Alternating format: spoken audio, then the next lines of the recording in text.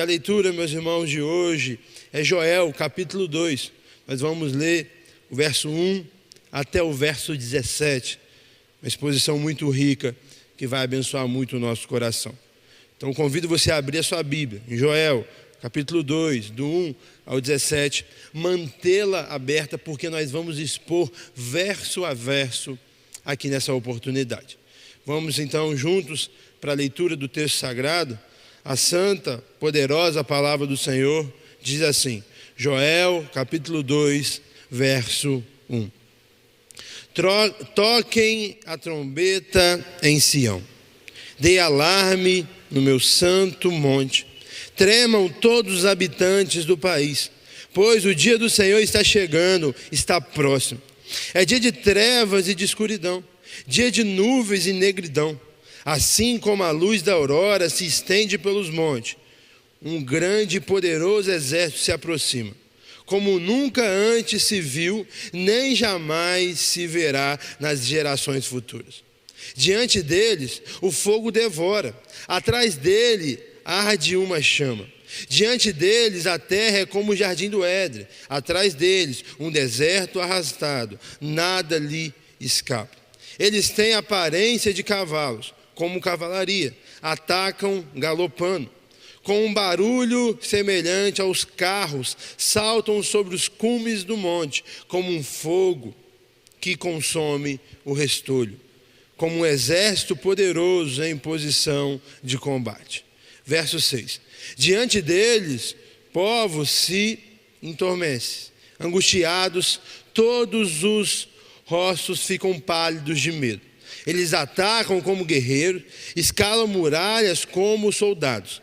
Todos marcham em linhas, sem desviar do curso. Não empurram uns aos outros. Cada um marcha sempre em frente. Avança por entre os dardos, sem desfazer a formação. Lançam sobre a cidade, corre ao longo da muralha, sobe nas casas como ladrão, entra pelas janelas. Diante deles a terra treme, os céus estremecem. O sol e a lua se escurecem e as estrelas param de brilhar. O Senhor levanta a sua voz à frente do seu exército. Como é grande o seu exército, como são poderosos os que obedecem à sua ordem. Como é grande o dia do Senhor, como será terrível, quem poderá suportá-lo? Verso 12. Agora, porém, declara o Senhor, volte-se para mim de todo o coração, com jejum, lamento e pranto. Rasguem o coração e não as vestes. Volte-se para o Senhor, o seu Deus, pois Ele é misericordioso e compassivo, muito paciente e cheio de amor. Arrependam-se e não envie a desgraça. Talvez Ele volte para trás e arrependa-se. Ao passar, deixa uma bênção. Assim, vocês poderão fazer ofertas de cereais, ofertas derramadas para o Senhor, o seu Deus. Toquem trombeta em Sião, decrete um jejum santo, convoque uma assembleia sagrada, reúnam ao povo, consagre a assembleia, juntem os anciões, reúnam as crianças, mesmo as que mamam no peito, até os recém-casados devem deixar os seus aposentos. Que os sacerdotes que ministram perante o Senhor chore entre os pórticos do templo e o altar orando, poupa o teu povo, Senhor. Não faças da tua herança objeto de zombaria e de chacota entre as nações, porque se deveria dizer pelos povos, onde está o Deus deles? Meus irmãos, mediante a leitura desse texto e a exposição dele, nós queremos compartilhar uma mensagem com você, seguindo a nossa série em Joel. Rasguem o coração e não as vestes. Mas antes de introduzir e expor, vamos orar. Curva sua cabeça. Pai, em nome de Jesus, nós entregamos esse momento de exposição da sua santa palavra. E pedimos, Pai, a iluminação do teu Espírito Santo para interpretá-la de maneira fiel. Que o mesmo Espírito que inspirou Joel nesses escritos possa me conduzir na interpretação fiel das suas sagradas letras. Eu oro pelos meus irmãos que estão em casa, que o coração deles seja uma terra boa, onde a semente da palavra do Senhor vai cair, vai germinar, vai frutificar, e esses frutos vão permanecer. Que meus irmãos, mas principalmente eu, não possamos ser somente ouvintes da palavra, e sim praticantes dela, no nome de Jesus. Rasgue o seu coração e não somente as suas vestes. Nesse texto que nós vamos analisar aqui, nessa oportunidade, o Senhor, Ele dá um terrível diagnóstico, mas também Ele dá uma solução.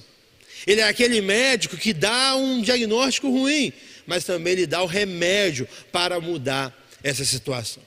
Do verso 1 ao 11 nós vamos ver o que a praga dos gafanhotos, que nós já vimos no capítulo 1, fez. Mais uma vez Joel aqui está trazendo essa terrível realidade.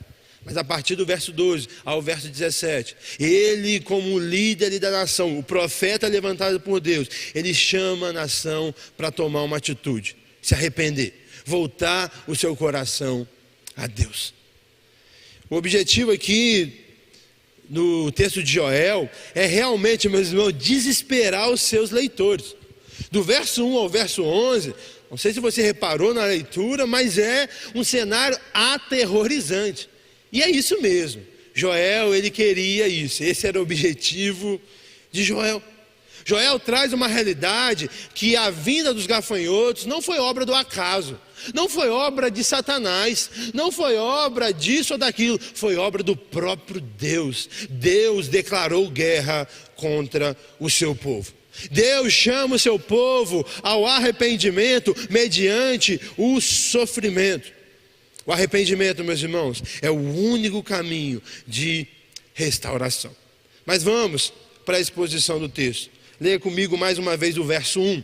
Está escrito assim: toquem trombeta em Sião, dei o alarme no meu santo monte, tremam todos os habitantes do país, pois o dia do Senhor está chegando, está próximo. Aqui, meus irmãos, o Joel convoca ali pessoas para convocar todo o povo. Tocar trombeta nos tempos bíblicos nada mais é que avisar os judeus que iria acontecer uma assembleia, anunciar que estava um acontecimento especial para acontecer, marcar uma festa ou talvez convocar o povo para a guerra. Meus irmãos, algo que eu tenho que refletir sobre vocês: infelizmente, nós vivemos uma fé que não é racional e sim irracional. Vivemos um culto de qualquer maneira e pegamos elementos bíblicos e colocamos no nosso dia a dia sem nenhuma reflexão. Meu irmão, não tem lógica nenhuma tocar chofar dentro da igreja, tocar sirene dentro da igreja. Hoje, os meios de chamar o povo para o culto é outros. Hoje nós temos Instagram, nós temos internet. Não tem nada de místico tocar trombeta. Mas eles viviam num povo há 3.000 anos atrás, que para convocar tinha que ter um barulho. E esse era o barulho, nada de místico. Vamos ter a nossa fé mais pé no chão e parar de romantizar e parar de inventar moda. Não tem nada de espiritual nisso. A verdade, isso revela um coração que tem uma má compreensão das Sagradas Escrituras. E ainda no verso 1, algo que eu tenho que destacar com vocês, é sobre aqui o dia do Senhor. Aqui, Joel estava falando desse convite ao arrependimento, mas sempre fazendo alusão ao final de tudo, o dia do Senhor. E isso que eu e você temos que ter no nosso coração. O dia do Senhor, meus irmãos, a cada dia mais se aproxima. Talvez você pode pensar: não, pastor, já tem 3.000 anos que Joel escreveu isso e o Senhor não vem, ele está demorando. Mas, meus irmãos, o dia do Senhor já chegou para Joel e para muitos homens, para muitas mulheres de Deus, para muitas pessoas, para todos os seres humanos que já deixaram essa vida. O dia do Senhor vai ser para toda a terra quando ele vir nos ares, como nós estudamos em Tessalonicenses. Sim, mas o dia do Senhor vai vir para você quando você fechar os seus olhos aqui nessa existência. Você vai estar face a face com o Criador. Por isso, o convite para o arrependimento também é para você. Você que precisa acertar sua vida com Deus, não deixe para amanhã, faça isso hoje. Verso 2 e verso 3. Leia comigo. É dia de trevas e de escuridão, dia de nuvens e negridão. Assim como a luz da aurora se estende pelos montes, um grande e poderoso exército se aproxima, como nunca antes se viu, nem jamais se verá nas regiões futuras. Diante dele o fogo devora, atrás dele arde uma chama, diante dele a terra é como um jardim do Éden, atrás dele um deserto arrasado, nada lhe escapa. Aqui Joel traz a terrível devassidão, destruição dos gafanhotos. A nuvem de gafanhoto era tão grande que deixou o território de Israel escuro. Era dias, meus irmãos, de trevas e não de luz. Dia de julgamento e não de livramento. Deus, meus irmãos, Ele é um juiz irresistível. Quando Ele decreta o seu julgamento, ninguém pode resistir. Nenhuma nação, nenhuma economia, nada, meus irmãos, perante a mão do Deus Todo-Poderoso. E aqui também fala sobre esse fogo. E esse fogo, ele acabava com toda a pastagem. Uma pastagem úmida, uma pastagem boa, bonita, ela ficava árida. Ela ficava totalmente horrível. Aonde os gafanhotos passavam, eles deixavam o ambiente horrível. A vista, antes dele passar, era como o jardim do Éden. Um jardim lindo. Depois que eles passavam, ficava totalmente arrasado. Um lugar bonito. De um dia para o outro, de um momento para o outro, pode ficar um lugar feio. Por isso, meus irmãos, a minha e a sua confiança não deve estar nas coisas, pessoas, economias, meios. Nós temos que confiar somente no Senhor, porque se Ele vir com seu juízo, ninguém pode escapar dele. Entenda isso. E olha, meus irmãos, a cavalaria aqui, como Joel trabalha aqui dos gafanhotos, do verso 4 ao verso 9. Eles têm a aparência de cavalos, como uma cavalaria, atacam galopando, com um barulho semelhante aos de carros, saltam sobre os cumes do monte, como um fogo crepitante que consome o restolho, com um exército poderoso em posição de combate. Diante deles os povos se contorcem angustiados, todos os rostos ficam pálidos de medo. Eles atacam como um guerreiro, escalam muralha como soldados, todos marcham em linha sem desviar do curso. Não empurram uns aos outros, cada um marcha sempre à frente. Avança por entre os dardos sem desfazer a formação. Lançam sobre a cidade, corre ao longo da muralha, sobem as casas como ladrão pela janela. Os gafanhotos, meus irmãos, eles são aqui a cavalaria de Deus para atacar o povo de Israel. Meus irmãos, algumas profecias, alguns relatos do Velho Testamento, dos profetas, as pessoas, os teólogos, vamos dizer assim, eles interpretam de algumas formas. E uma das formas de interpretar essa narrativa aqui de Joel é não só se deter na questão do gafanhoto, mas também imaginar ataques futuros ao povo de Israel. Eu, particularmente, não advogo dessa ideia. Para mim, o texto é muito literal e muito claro, onde o profeta Joel está relatando que estava acontecendo naquele momento com as pragas dos gafanhotos. Por mais que ele use, sim, termos militares, termos bélicos, ele estava falando de uma coisa, que era da invasão dos gafanhotos. Amém? Mediante essa interpretação que nós seguimos. Então eles tinham um som aterrorizante. O gafanhoto era como um fogo devorador. Eles geravam angústia. O juízo de Deus, meus irmãos, é algo muito forte. O juízo de Deus, ai daquele que experimentar. Verso 10. Olha o impacto que teve na natureza. Diante deles a terra treme, os céus estremecem, o sol e a lua se escurecem, e as estrelas param de brilhar.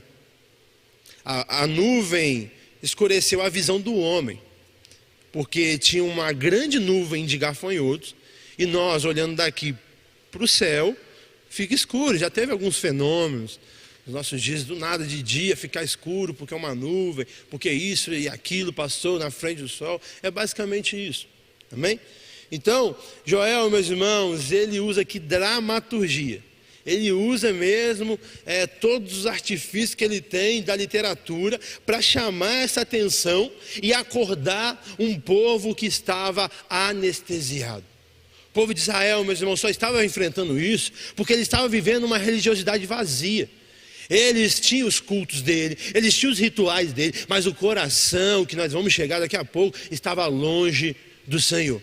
Eles precisavam de um choque de realidade para voltar a adorar em espírito e em verdade, de maneira séria, de maneira fiel, não somente com os lábios, mas também com o coração. E Deus então envia o seu exército, envia uma praga de gafanhotos para que o povo de Israel possa acordar. Meu irmão, entenda isso. Talvez o que você está passando não é Satanás que enviou, não é a obra do acaso, talvez é Deus que te enviou isso para a sua vida. Que é isso, pastor? Sim, meus irmãos, para você tomar vergonha na sua cara e parar com essa vida de pecado e largar sua vida dupla de ser crente no domingo e na segunda não ser, e começar a viver o cristianismo verdadeiramente. Porque o maior juízo de Deus, meus irmãos, não é Deus pesar a mão, não é Deus nos exortar, não é Deus puxar nossa orelha. O maior juízo de Deus é Deus deixar você fazer o que você quer. Romanos 1 relata sobre isso. O dia que Deus não te exortar mais, aí que está o perigo. Enquanto Ele estiver exortando você, glória a Deus por isso. Mas se levante, tome a posição, como o povo de Israel deveria fazer, você deve fazer. Larga essa vida de pecado e volte ao Senhor. Verso 11. Joel, ele faz uma pergunta aqui. O Senhor levanta a sua voz à frente do seu exército. Como é grande o seu exército! Como são poderosos os que obedecem a sua ordem! Como é grande o dia do Senhor! Como será terrível! Quem poderá suportá-lo? Quem pode, meus irmãos, suportar o soberano? Ninguém. Deus, Ele é poderoso, Ele está acima de tudo, Ele está fora do tempo, é Ele que criou tudo, é Ele que sustenta tudo. Não queira resistir ao Senhor, se renda a Ele. Se Ele está te chamando, agradeça isso. Se Ele está te dando uma chance, glória a Deus por isso. Pare de resistir o Senhor. Você que tem um chamado e está resistindo, se entrega, se rende. Você que tem vivido uma vida totalmente errônea, se entregue ao Senhor hoje. E aí, meus irmãos, mediante esse cenário, que eu passei até um pouco rápido, porque sim, são detalhes aqui, características de uma invasão. E agora a gente nos aprofunda mais, o verso 12 ao 17, onde o Senhor Jesus chama o seu povo ao arrependimento. Aqui nós vamos ver um convite ao arrependimento. O Senhor se levanta e fala ao seu povo. Meus irmãos, não é somente entender o erro. Você também tem que abandonar o erro. Você tem que deixar o erro e começar a fazer o que é certo. Verso 12, leia comigo. Agora, porém, declara o Senhor. Então o próprio Senhor está falando. Volte-se para mim de todo o coração, com jejum, lamento e pranto. Então o Senhor pede, clama aqui ao seu povo para voltar a Ele. O nosso Deus, Ele sempre quer a restauração do seu povo. Assim foi com o povo israelita, assim é com você, meu irmão e minha irmã. Mas algo que eu e você temos que refletir ainda no verso 12, que tem que ser de todo o coração. Deus, meus irmãos, Ele não aceita um coração dividido. Quando você está dividido, você não está nele. Você acha que está nele, com o pé na igreja e no mundo. Não, você já não está. Você já está lá. Por isso que nós não podemos servir a dois senhores, Mamon e o nosso Deus soberano. Ou é um ou é outro. Por isso o convite à volta do Senhor é de todo o coração. Entenda isso. E não perca isso de vista. O Senhor quer que voltemos, mas de todo o coração. E naquela época, isso era demonstrado mediante jejum, lamento, pranto. O jejum, o arrependimento, ele não poderia ser assim, arrependi, não. Tinha que ser algo visível, não para se aparecer para as pessoas, porque isso não é arrependimento, e sim algo que a pessoa ia sentir na pele. Então eu vou jejuar, então eu vou chorar. Aí você peca, você vive a vida de qualquer maneira e fala que se arrependeu, mas está do mesmo jeito. Não se entristece com o seu pecado, não chora por ter ferido o coração de Deus, não reflete mediante os seus pecados. Foi Ele que crucificou Jesus na cruz, e você de alguma forma está crucificando Ele de novo. Você vive a vida de qualquer maneira, numa graça barata. Não, o Senhor me perdoa. Ele perdoa sim, mas Ele conhece o meu e o seu coração. Que o nosso arrependimento possa ser verdadeiro, meus irmãos, e não hipócrita, e não mentiroso. O Senhor quer que possamos voltar a Ele, mas tem que ser de todo coração. Verso 13, somente a parte A. Está escrito assim: rasguem o coração e não as vestes. É o tema aqui dessa mensagem. Eu creio que é o ponto central dessa perícope bíblica aqui. E o profeta, o Senhor, melhor dizendo, traz essa realidade. Rasgar a veste, meus irmãos, era algo da cultura israelita, mediante as crises. Morreu alguém, rasguei a veste, aconteceu uma coisa que eu não gostei. E então, mediante isso, eles rasgavam as vestes.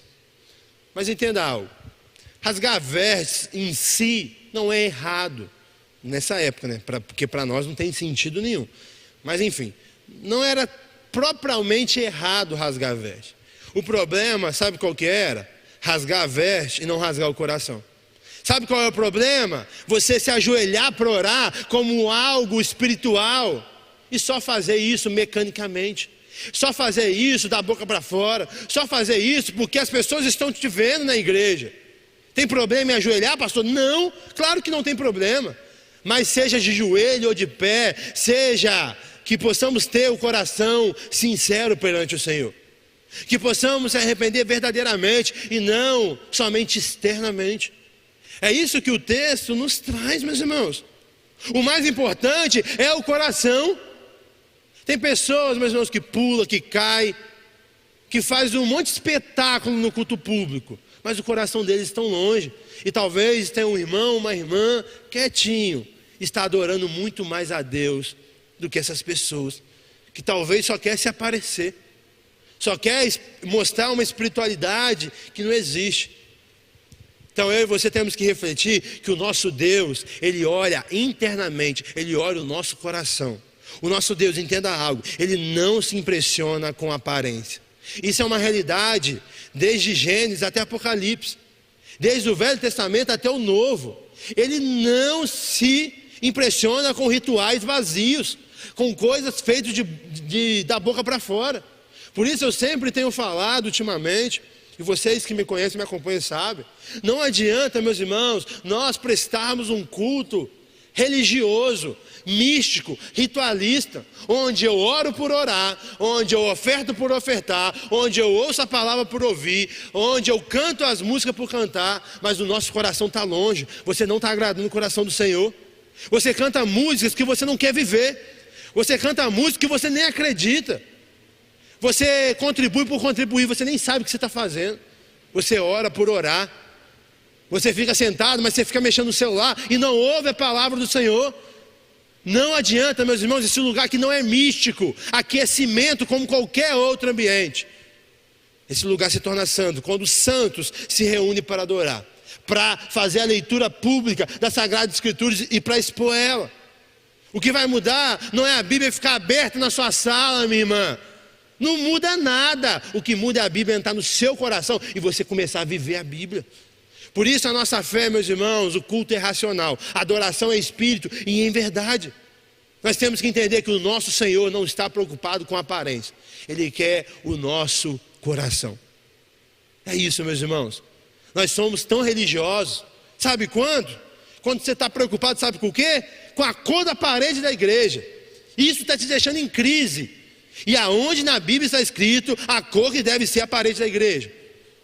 Sendo que a igreja em muitos momentos nem estava em prédios. Hein? Para com essa bobeira. O tamanho do cabelo do irmão, a cor que ele pintou, porque não pode pintar de branco. Por quê? Você é Deus? Aí nós perdemos tempo com coisas inúteis, desnecessárias, coisas aparentes, e não olhamos o coração. Quanto tempo, meus irmãos, por uma visão equivocada, nós perdemos tempo com tatuagem, sendo que a Bíblia não contempla sobre isso. Eu particularmente não gosto, mas eu nunca vou proibir o que Deus não proibiu. Não é pecado e nunca vai ser, por mais que eu não goste. A minha opinião não vale para mandar na sua vida. O que vale para mandar na sua vida é a Bíblia. E tem pastores que são loucos e não têm essa maturidade de entender que uma coisa é a opinião nossa, outra coisa é o que a Bíblia fala. E nós estamos então perdendo tempo com a aparência. Você não gosta de assim, então não é de Deus. O que tem uma coisa a ver com a outra? Nós temos que andar com ordem e decência. Show de bola. Mas agora, a cor da blusa, o jeito que a pessoa usa, eu particularmente não gosto de calça rasgada. E provavelmente, a não ser que eu bata minha cabeça no meio fio, eu nunca vou usar. Mas muitos amigos meus, muito mais de Deus do que o pastor Jean, usa. Aí eu vou, porque eu não gosto, eu vou taxar eles como que não é alguém espiritual, não é um homem de Deus, porque não tem um estilo que o Jean não gosta. Isso é loucura. Meus irmãos, o nosso Senhor está preocupado com o nosso coração. E não se a gente está de bermuda ou de calça, se está com o cabelo grande ou cortado. Pare com isso. Entenda o que é fé cristã, entenda o que esse livro sagrado fala. E pare de viver essas loucuras, essas percas de tempos. Talvez vocês ficam chateados com Deus, com a igreja, com o pastor, por bobeira, gente. Porque falta conhecimento bíblico. Porque a sua opinião ou a opinião de outro pastor está mais importante do que a Bíblia. E não, meus irmãos, na fé cristã o que manda é a palavra do Senhor. A palavra do Senhor que diz como a igreja deve ser. A palavra do Senhor que diz como um pastor deve ser. E não o contrário. Então para com essa bobeira de perder tempo com coisas desnecessárias. O Senhor não está preocupado com a aparência. Ele está preocupado com o seu coração. E aí, como está o seu coração? Você que fala de Deus e o mundo. Você que se preocupa com a vida de todo mundo, com a aparência de todo mundo. O Senhor quer que você conserte o seu coração. O problema de Israel, meus irmãos, não era a falta de rituais. Igual talvez o seu problema não é a falta de vir no culto. O problema de Israel é que eles faziam isso mecanicamente. E talvez esse seja o problema. Vem para o culto por vir, participa das coisas por participar. É um desviado dentro da igreja. Por isso Deus está mandando esse juízo na sua vida, para você acordar para a vida e voltar o seu coração para Ele. Rasgue o seu coração e não as vestes. Não viva de aparência, viva por essência. Viva de todo o seu coração ao Senhor. Para de mentir para você mesmo, porque para Deus você não mente. Entenda isso. Você tem que agradar, meus irmãos, a Deus e não pessoas, e não talvez até pastores. Você tem que seguir as sagradas escrituras. Verso 13, parte B. Volte-se para o Senhor, o seu Deus, pois Ele é misericordioso e compassivo, muito paciente e cheio de amor. Arrepende-se e não envia a desgraça. Meus irmãos, nós servimos um Deus misericordioso. O que nos aproxima, o que nos motiva a nos aproximar de Deus é o seu caráter misericordioso. Porque um pecador pode se chegar ao Senhor? Porque ele sabe que esse Deus é misericordioso e Ele vai o perdoar. Então, meus irmãos, mediante esse verso, mediante esse Deus nosso que é misericordioso e compassivo, muito paciente, eu te convido a se aproximar dele. O caráter de Deus, meus irmãos, e não as nossas performances, que nos promete a garantia de restauração, a garantia de perdão. Não é a penitência que você paga, não é ficar pulando para lá e para cá, andando de joelho, não. É o caráter de Deus que te perdoa. Então que eu e você possamos nos achegar a Ele, porque Ele é misericordioso. Ai de nós se não fosse a misericórdia. Ele é compassivo. Ai de nós se não fosse a compaixão. Ele é paciente. Ai de nós se Ele não fosse paciente, meus irmãos. A gente estava perdido. Mas por Ele ser assim, Ele nos perdoa. Então que eu e você possamos nos aproximar dEle. Se aproxime dEle, no nome de Jesus. Verso 14, somente a parte A está escrito assim: talvez ele volte atrás, arrependa-se, e ao passar deixa uma bênção. Aqui, meus irmãos, nós vemos o arrependimento de Deus. Deus, meus irmãos, Ele vê o pecado, mas também vê o arrependimento. Deus, Ele olha tudo. E Ele, meus irmãos, é um Deus maravilhoso. Ele não resiste um coração quebrantado. Aqui, meus irmãos, nós vemos uma antropopatia. Meu Deus, pastor, o que você está falando? Antropopatia, meus irmãos, é quando nós atribuímos a Deus um sentimento humano. Por quê? Nós somos seres espaciais. Nós precisamos de coisa para entender. Então a Bíblia vai falar da mão de Deus, mas Deus não tem mão não, meus irmãos. Vai falar que Ele é como um leão da tribo de... Mas Ele não é leão não, gente. Não tem problema do blusa ter um leão, você ter ele lá, um quadro de leão, mas Deus não é leão. Amém? Ele é representado para nós, seres espaciais, entendermos melhor. O leão é o maior do reino animal. Então, se Deus fosse alguma coisa, seria o leão, porque Ele é o grandioso. Então, são representações para nós, seres espaciais, entender. Amém? Então, essa antropopatia é esse sentimento humano que é atribuído a Deus. Então, quando fala do arrependimento, é isso.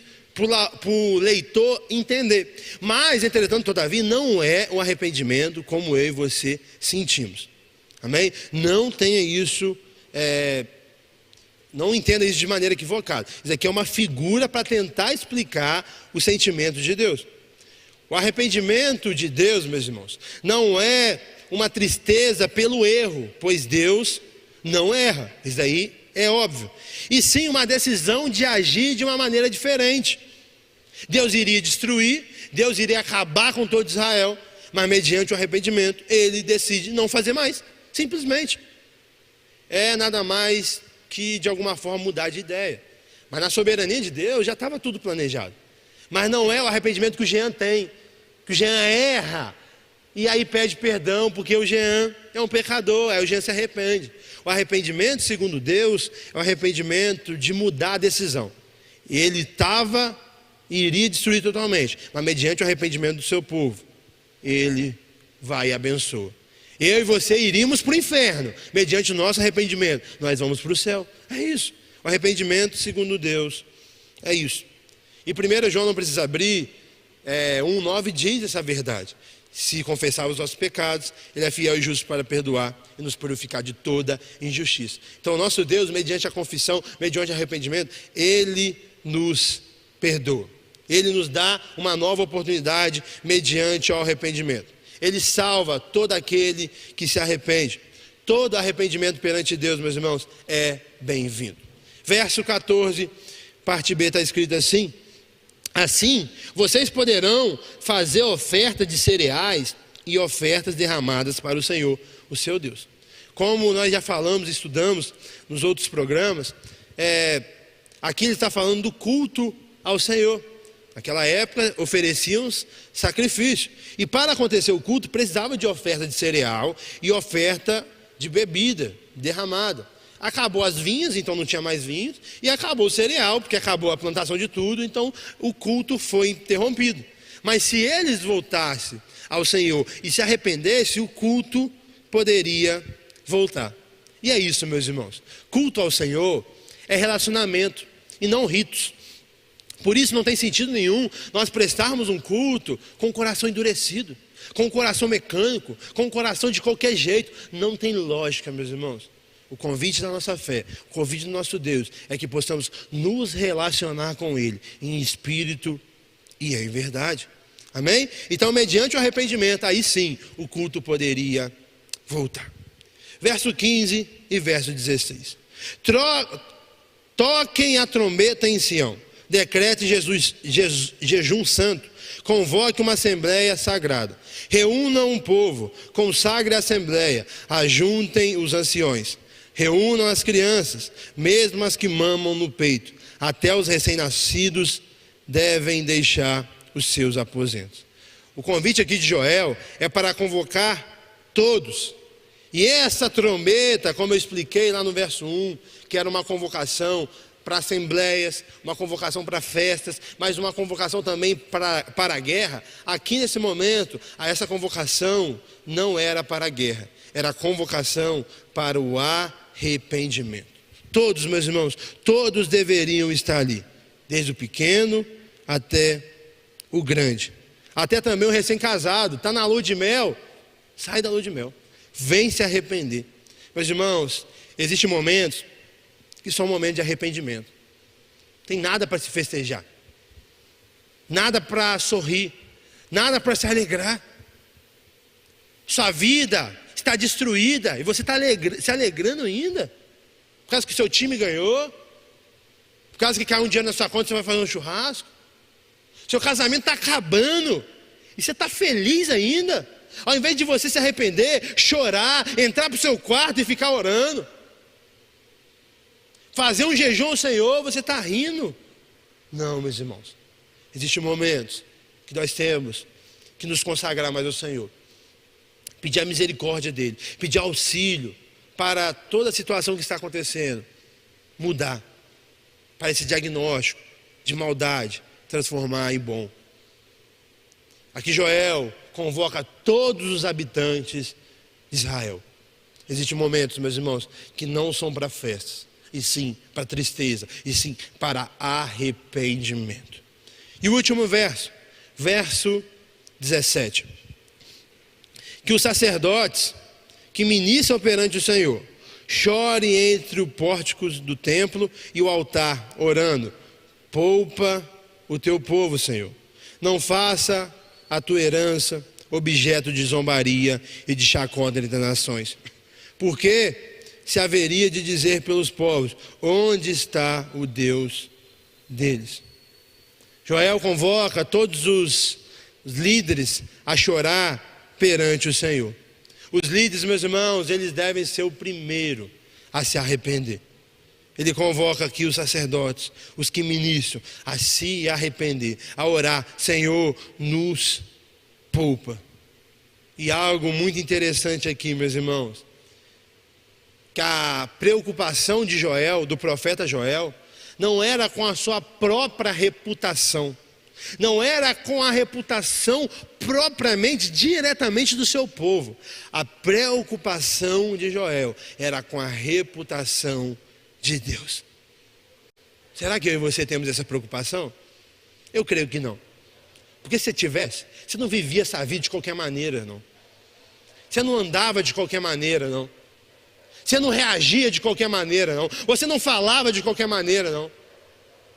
Quando você entender que o seu pecado, ele pode causar zombaria para o nome de Deus, ele pode desonrar o nome de Deus, porque as pessoas no mundo estão falando mal de Jesus por causa de você, que se diz ser um seguidor de Cristo.